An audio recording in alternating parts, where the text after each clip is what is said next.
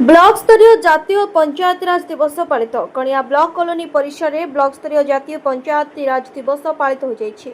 ए कार्यक्रम में कंधमाल सांसद प्रतिनिधि चक्रधर सेठी, बीजेपी मंडल सभापति महावीर प्रसाद मिश्र, बीडीओ लावनेन्दु महांती, अतिरिक्त बीडीओ रतनलाल लोहरा, ग्राम पंचायत उन्नयन अधिकारी प्रफुल्ल कुमार नायकों समेत बहु लोकप्रतिनिधि, बुद्धिजीवी, स्वयंसहायक गोष्ठी, महिला तथा जनसाधारण उपस्थित रही।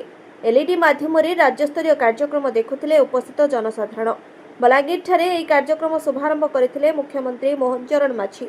लोकतंत्र को सशक्त करने को यह कार्यक्रम लक्ष्य बोली अतिथि माने मतव्यक्त करथिले।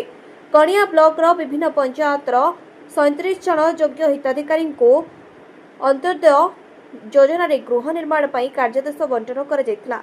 सेथिमध्यरु कणिया पंचायतर जड़े बड़सिलिंगा पंचायतर 6 जन, आड़कटा पंचायतर 5 जन, बेलपाटना पंचायतर 6 जन, छामुंडिया पंचायतर 5 जन, करणापड़ा पंचायतर 2 जन, किशोर प्रसाद पंचायतर 7 जन, रासंग पंचायतर 5 जन बोली जनापड़ी। उपस्थित अतिथि माने एही कार्यादेश गुड़िक बंटन करथिले। 4 मास भितर गृह कार्य संपूर्ण करिथिबारु ब्लॉक 4 जन को पुरस्कृत करा। ब्लॉक विभिन्न विभाग अधिकारी माने एही कार्यक्रम रे संपूर्ण सहयोग करथिले। आपण मानकर स्नेह, श्रद्धा एवं भल पाइबा को पाथ्य करी मणिभद्रा खबर यूट्यूब, फेसबुक एवं पोर्टाल ले तार सफलता बजाय रखिछि।